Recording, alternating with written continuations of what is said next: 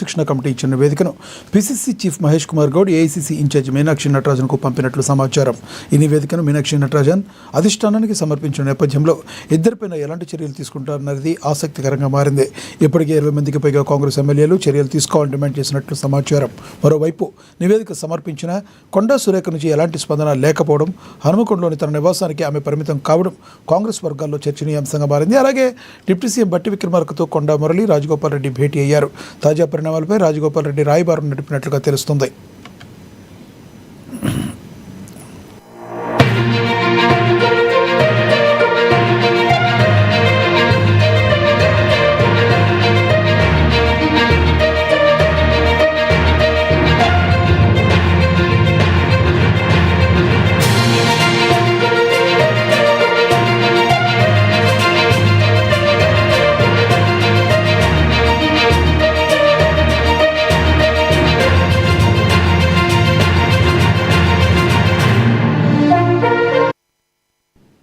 Konda Surekha Chinna Reddy episode ఇప్పుడు కాంగ్రెస్ అధిష్టానం చేతుల్లోకి వెళ్ళింది. ఇక ఇదే విషయానికి సంబంధించి మరింత సమాచారాన్ని మా ప్రతినిధి హరీష్ ఫోన్ ద్వారా అందిస్తారు. హరీష్, చెప్పండి, మీ దగ్గర ఉన్న తాజా సమాచారం ఏంటి?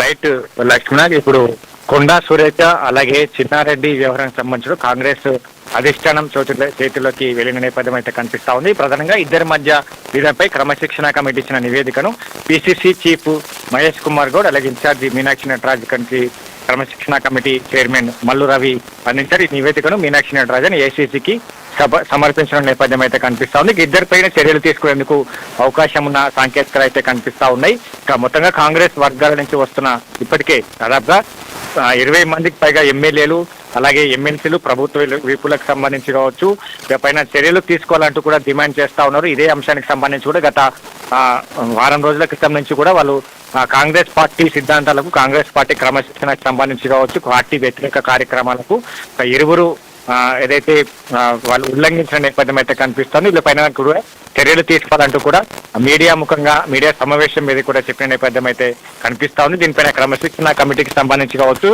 పలు ఏదైతే 1-to-1 సంబంధించి కావచ్చు వాళ్ళ ఫోన్ ద్వారా మాట్లాడడం జరిగింది. దీంట్లో జరిగిన పూర్తిగా వీడియో ఫుటేజ్ ను కూడా క్రమశిక్షణ కమిటీ చైర్మన్ మల్లు రవి పరిశీలించారు. పూర్తిగా మరోవైపు ఈ ఇద్దరిపైన కూడా చర్యలు తీసుకోవాలంటూ కూడా ఇప్పటికే నివేదికను సిద్ధం చేసి ఆ నివేదికను నిన్న పిసిసి చీఫ్ మహేష్ కుమార్ గౌడ్ కి అందించడం జరిగింది. ఇన్ఛార్జ్ మీనాక్షి నటరాజన్కి సంబంధించిన అందించిన నేపథ్యం అయితే కనిపిస్తా ఉన్నది. కాబట్టి ఇక దీన్ని ఏఐసిసి క్రమశిక్షణ కమిటీకి పంపారు.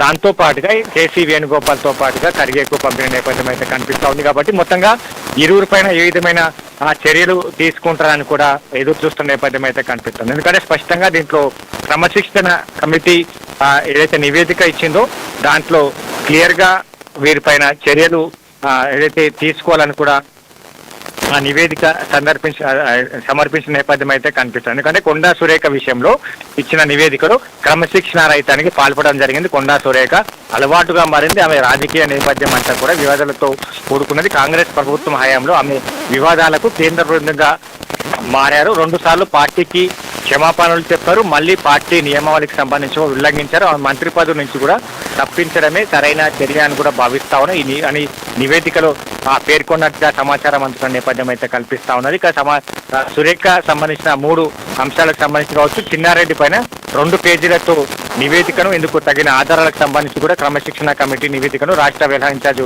మీనాక్షి నటరాజన్ కు నేపథ్యంలో పంపినట్టుగా కూడా గాంధీ భవన్ వర్గాలు తెలుస్తున్న నేపథ్యం అయితే కనిపిస్తా ఉంది. ఇక మొత్తంగా చిన్నారెడ్డి గత ఎన్నికలకు సంబంధించిన టికెట్ ఇవ్వకపోయినా గెలిచిన ప్రభుత్వానికి సంబంధించిన తర్వాత వచ్చిన అవకాశాన్ని ఇచ్చాం, కేబినెట్ హోదా ఇచ్చాం. ప్రణాళిక సంఘం ఉపాధ్యక్షుడిగా హోదాలో ఆయన కేబినెట్ సమావేశాలకు కూడా వస్తా ఉన్నారు. 9 సార్లు ఆయనకు పార్టీ టికెట్ ఇచ్చింది, పోటీ చేసేందుకు అవకాశం ఇచ్చింది. కానీ ఉద్దేశపూర్వకంగానే చిన్నారెడ్డి పార్టీకి ఇబ్బంది కలిగించేలా ఆయన మాటలు కావచ్చు, ఆయన వివరాలు కావచ్చు, ఎవరిస్తానో కూడా పార్టీకి నష్టం కలిగించేలా మాట్లాడారని కూడా క్రమశిక్షణ కమిటీ భావిస్తా ఉన్నది. దీన్ని తీవ్రంగా పరిగణించి ఆయనను పదవి నుంచి ఏదైతే ఇప్పుడు కొనసాగుతున్న ప్రణాళిక సంఘం ఉపాధ్యక్షుడి పదవి నుంచి తొలగించాలని కూడా నివేదికలో పేర్కొన్నట్టుగా తెలుస్తా ఉన్నది. దీనిపైన ఇప్పటికే పిసిసి చీఫ్ కావచ్చు, ఇన్ఛార్జ్ మీనాక్షి నటరాజన్కి క్రమశిక్షణ కమిటీకి సంబంధించిన ఆ నివేదికను అందించారు కాబట్టి ఇక ఏఐసిసికి చేరింది. ఇక దీంట్లో ఏఐసిసి క్రమశిక్షణ కమిటీ దీనిపైన చర్యలు తీసుకుంటుందా లేదుగా కేంద్ర అధిష్టానానికి సంబంధించుకోవచ్చు. ఇక ఏఐసిసి అధిష్టానానికి సంబంధించుకొని వీరిపైన చర్యలు తీసుకుంటారని కూడా ఒక ఆసక్తి నెలకొన్న నేపథ్యం అయితే కనిపిస్తా ఉన్నది. మొత్తంగా ఇద్దరికి సంబంధించి కూడా ఇప్పుడు ఒక రాష్ట్రంలో చర్చనీయాంశంగా మారిన నేపథ్యం అయితే కనిపిస్తా ఉన్నది. ఎందుకంటే గతంలో కొండా సురేఖ సంబంధించి కూడా గతంలో సీఎం రేవంత్ రెడ్డి పైన సుస్మిత వ్యాఖ్యలు చేయడం జరిగి ఎవరైతే ఓఎస్డి సుమంత్ ఉన్నారో తనను అరెస్ట్ చేయడం వెళ్లేందుకు ప్రయత్నించిన నేపథ్యంలో ఇదే సుస్మిత కొండా సురేఖ కూతురు సుస్మిత సీఎం రేవంత్ రెడ్డి పైన కూడా అనుచిత వ్యాఖ్యలు చేసింది. ఇక మరోసారి ఇప్పుడు కూడా సీఎం రేవంత్ రెడ్డి పైన అనుచిత వ్యాఖ్యలు చేసింది. ఒక సీఎం హోదాలో కొనసాగుతున్న రేవంత్ రెడ్డి పైన ఇట్లాంటి అనుచిత వ్యాఖ్యలు చేయడం పట్ల పార్టీకి సంబంధించిన పార్టీ పైన ఇట్లాంటి అనుచిత వ్యాఖ్యలు చేయడం కావచ్చు, వీటన్నిటిని కూడా కాంగ్రెస్ పార్టీ నేతలు కావచ్చు, ఎంపీలు ఎమ్మెల్సీలు వాళ్ళు సహించలేని పరిస్థితి అయితే కనిపిస్తా ఉంది. చర్యలు తీసుకోవాలంటూ కూడా వాళ్ళు డిమాండ్ చేస్తున్న పరిస్థితి అయితే కనిపిస్తా ఉన్నారు. కాబట్టి మొత్తంగా ఈ నివేదిక ఆధారంగా వీరిపైన ఏ విధంగా చర్యలు తీసుకుంటుందని కూడా ఒక ఉత్కంఠంగా ఎదురు చూస్తున్న పరిస్థితి అయితే కనిపిస్తా ఉన్నది. కాబట్టి మొత్తంగా కొండా సురేఖ విషయాలకు సంబంధించి కూడా మన మంత్రి పదవి నుంచి కూడా తప్పించాలని కూడా వాళ్ళు డిమాండ్ చేస్తా ఉన్నారు. సుస్మిత వ్యాఖ్యల పట్ల తమను సమర్థించడం కావచ్చు, వివరణ ఇవ్వకపోవడం కావచ్చు, సుస్మిత వ్యాఖ్యల పట్ల ఖండించకపోవడం కావచ్చు, కొండా సురేఖ ఇచ్చిన ఏదైతే వివరణలో కూడా స్పష్టత లేదన్నట్టుగా కూడా కాంగ్రెస్ పార్టీ ఎమ్మెల్యేలు ఎమ్మెల్సీలు ప్రభుత్వ ఇప్పుడు వాళ్ళు ఖండిస్తా ఉన్న పరిస్థితి అయితే కనిపిస్తా ఉంది. చిన్నారెడ్డి విషయంలో కూడా ఇదే కొనసాగుతా ఉన్నది. చిన్నారెడ్డి గతంలో క్రమశిక్షణ కమిటీగా చైర్మన్ గా పనిచేశారు. ఆయనకు సంబంధించి కూడా ఇప్పుడు క్రమశిక్షణ తప్పుతా ఉన్నారు, పార్టీకి వ్యతిరేకంగా పనిచేస్తా ఉన్నారు. పార్టీ సిద్ధాంతాలు కావచ్చు, పార్టీ క్రమశిక్షణ పరమైన వాటన్నిటిని కూడా ఆయన వ్యతిరేకంగా పనిచేస్తా ఉన్నారు. పార్టీ పైనే దూషణలు చేస్తా ఉన్నారు. పార్టీకి సంబంధించి కావచ్చు, వీటన్నిటిపైన కూడా ఆయన పైన కూడా చర్యలు తీసుకోవాలి. ఎందుకంటే గతంలో ఇన్నిసార్లు టికెట్ ఇచ్చినా కూడా చిన్నారెడ్డి గెలవలేని పరిస్థితి ఉంది. పార్టీ ఆయన సీనియారిటీని గుర్తించి ఆయన ప్రణాళికా సంఘం ఉపాధ్యక్షుడిగా కూడా ఇచ్చి ఆయన గౌరవించినా కూడా పార్టీని ఆయన కేర్ చేయకపోవడం కావచ్చు, పార్టీ పైన కూడా దూషణలు చేయడం కావచ్చు, వీటన్నిటిపైన కూడా ఇద్దరిపైన కూడా చర్యలు తీసుకోవాలంటూ కూడా క్రమశిక్షణ కమిటీ నివేదిక ఇచ్చింది. దాన్ని PCC chief Mahesh Kumar Goud incharge Meenakshi Natarajan కి ఇచ్చారు. మీనాక్షి నటరాజన్ ఏఐసిసికి పంపిన నేపథ్యం అయితే కనిపిస్తా ఉన్నది. కాబట్టి మొత్తంగా ఈ ఇద్దరి విషయంలో కూడా ఒక అయితే సీరియస్ గా మారే అవకాశం అయితే కనిపిస్తా ఉంది. తన కొండా సురేఖకు సంబంధించి కూడా మంత్రి పదవిని నుంచి తొలగిస్తారా, పార్టీని సస్పెండ్ చేస్తారా, చిన్నారెడ్డికి సంబంధించి కూడా ప్రణాళిక సంఘం ఉపాధ్యక్షుడు కొనసాగుతా ఉన్నారు. కాబట్టి ఆయనను ఆ ప్రణాళిక ఉపాధ్యక్షుడి పోస్ట్ ని తొలగిస్తూ సస్పెండ్ చేస్తారా, లేదా పూర్తిగా ఇద్దరిని డిస్మిస్ చేస్తారా, వీటన్నిటిపైన కూడా ఒక క్యూరియాసిటీ కొనసాగుతా ఉన్నది. మరి కాసేపట్లో దీనిపైన ఒక క్లారిటీ వచ్చే అవకాశం ఉందని చెప్పొచ్చు. లక్ష్మీనాథ్. Thank you Harish.